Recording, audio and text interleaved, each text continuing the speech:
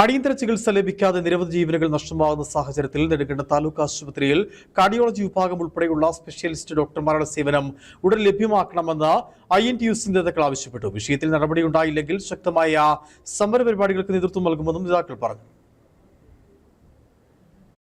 നെടുങ്കണ്ടം താലൂക്ക് ആശുപത്രിയിൽ അടിയന്തരമായി ഡോക്ടർമാരെ നിയമിക്കണമെന്ന് INTUC നേതാക്കൾ വാർത്താ സമ്മേളനത്തിൽ ആവശ്യപ്പെട്ടു. സ്പെഷ്യലിസ്റ്റ് ഡോക്ടർമാർ, പ്രത്യേകിച്ച് കാർഡിയോളജി ഡോക്ടർ ഇല്ലാത്തതിൻ്റെ പേരിൽ, അവരുടെ സേവനം ലഭിക്കാത്തതിൻ്റെ പേരിൽ നിരവധിയായ ആളുകളാണ് മരണത്തിന് കീഴടങ്ങേണ്ടി വരുന്നത്.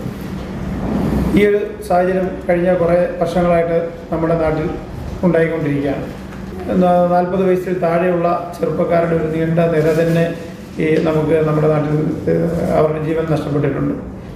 ഒരു കാർഡിയോളജി വിഭാഗം നൽകേണ്ടതില്ല. അത് എത്രയും പെട്ടെന്ന് വളരെ അടിയന്തരമായി ആ ഒരു തസ്തിക ഇവിടെ കൊണ്ടുവന്ന് അവിടെ ഡോക്ടർമാരെ നിയമിച്ച് ഇതിനൊരു പരിഹാരം ഉണ്ടാകണമെന്നാണ് ഞങ്ങൾക്ക് ആവശ്യപ്പെടാനുള്ളത്. ഇല്ലെങ്കിൽ ഇനിയും നിരവധി ആളുകളുടെ ജീവൻ നഷ്ടപ്പെടും.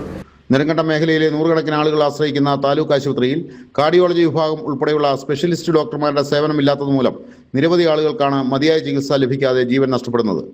ഇവിടെ മതിയായ ചികിത്സാ ഉപകരണങ്ങളും മരുന്നുകളും ഇല്ലാത്തതും പ്രതിസന്ധി സൃഷ്ടിക്കുന്നുണ്ട്.